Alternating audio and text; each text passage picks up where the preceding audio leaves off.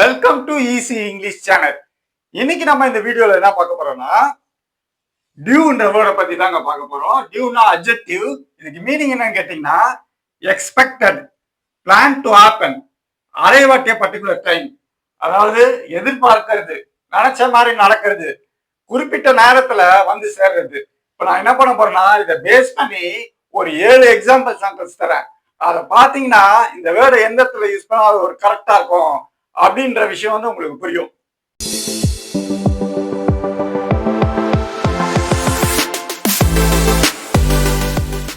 First example sentence பார்ப்போம்.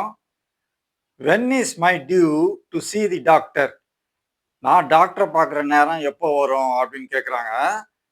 when is my due to see the doctor? ரெண்டாவது பார்ப்போம். Usually Friday is the due for all new movie releases. வாரம் வெள்ளிக்கிழமை தான் புது படம்லாம் ரிலீஸ் ஆகும் அப்படின்னு சொல்கிறாங்க.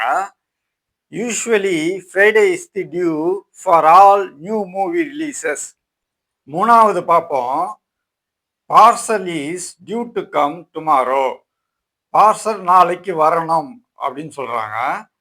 Parcel is due to come tomorrow. நாலாவது பார்ப்போம். That movie is due to release in 2 weeks time. 2 வாரத்தில் அந்த படம் ரிலீஸ் ஆகணும் அப்படின்னு சொல்கிறாங்க. That movie is due to release in 2 weeks time. அஞ்சாவது பார்ப்போம். They are due to appear in court again on Tuesday. மறுபடியும் செவ்வாய்க்கிழமை அவங்க கோர்ட்டுக்கு வந்தாகணும் அப்படின்னு சொல்கிறாங்க. They are due to appear in court again on Tuesday. ஆறாவது பார்ப்போம். when is my first payment due? என்னுடைய முதல் கட்டணம் எப்போ கட்டணும் அப்படின்னு கேட்குறாங்க. when is my first payment due? ஏழாவது பார்ப்போம்.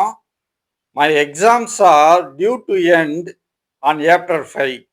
ஏப்ரல் 5ஆம் தேதி என்னோட எக்ஸாம்ஸு முடியணும் அப்படின்னு சொல்கிறாங்க. my exams are due to end on April 5. டியூக்கு மொத்தம் 4 மீனிங் இருக்கு. இப்போ நம்ம செகண்ட் மீனிங் பார்ப்போம். Due to something or somebody, because of something அப்படின்னு சொல்லலாம். இதனால இப்படி நடந்துச்சு, அதனால அப்படி நடந்துச்சுன்னு சொல்றோம் இல்லையா, அந்த மீனிங்ல சொல்லலாம். இதை பேஸ் பண்ணி ஒரு 2 எக்ஸாம்பிள் சென்டென்ஸ் தரேன், அதை பாருங்க. ஃபர்ஸ்ட் பார்ப்போம். The bus was delayed due to heavy traffic.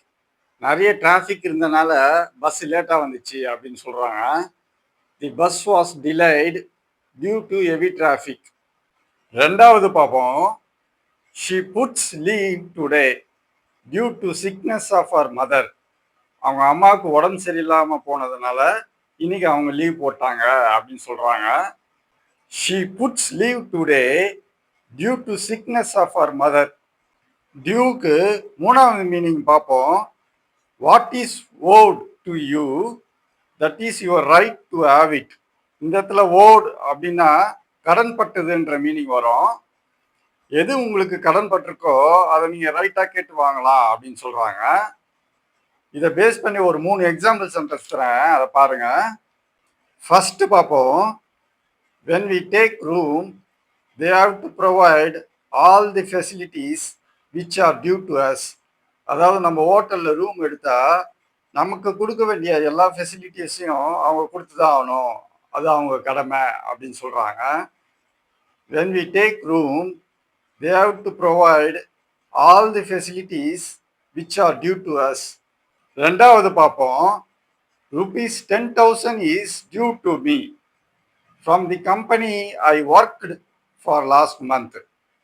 போன மாதம் நான் அந்த கம்பெனியில் ஒர்க் பண்ணதுனால எனக்கு 10,000 ரூபாய் அந்த கம்பெனிலேருந்து வர வேண்டியது இருக்கு அப்படின்னு சொல்கிறாங்க. rupees 10,000 is due to me from the company I worked for last month. மூணாவது பார்ப்போம். my thanks is due to everyone. நான் எல்லாருக்கும் நன்றி கடன் பட்டிருக்கேன் அப்படின்னு சொல்கிறாங்க. my thanks is due to everyone. Duke fourth meaning பார்ப்போம். give someone the due அப்படின்னா அது ஒரு ஃப்ரேஸு. இதுக்கு மீனிங் என்னன்னு கேட்டிங்கன்னா being fair to someone, praise someone for something good they did but you don't like other things about them. அதாவது ஒருத்தர் உங்களுக்கு பிடிக்கலன்னா கூட அவர் நல்லது செஞ்சா அதை பாராட்டுறது, அவர் நியாயமா நடந்துக்கிட்டா அதுக்கு சப்போர்ட் பண்றது. இதை பேஸ் பண்ணி ஒரு எக்ஸாம்பிள் சென்டென்ஸ் தரேன், அதை பாருங்க. Though he failed in his career, give him his due for the best he has done.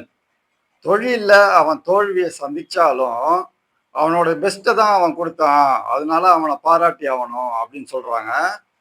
Though he failed in his career, give him his due for the best he has done.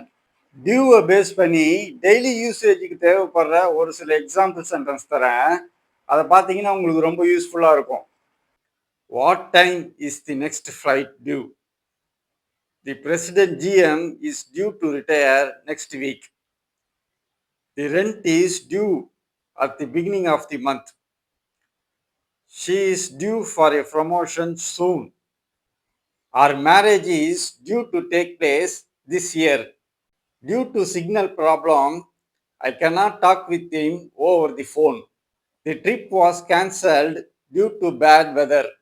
After 4 years of employment, I will be due 1 month vacation. For me, there were 4 months of paying house rent dues. The bill is due at the end of the week. His wife is due to return from abroad in 2 weeks. The amount due is 35,000. You will get what is due to you and no one can stop it. டியூன்ற வேர்டை பத்தி பாத்தீங்க, கூடவே example சென்டென்ஸையும் பாத்தீங்க.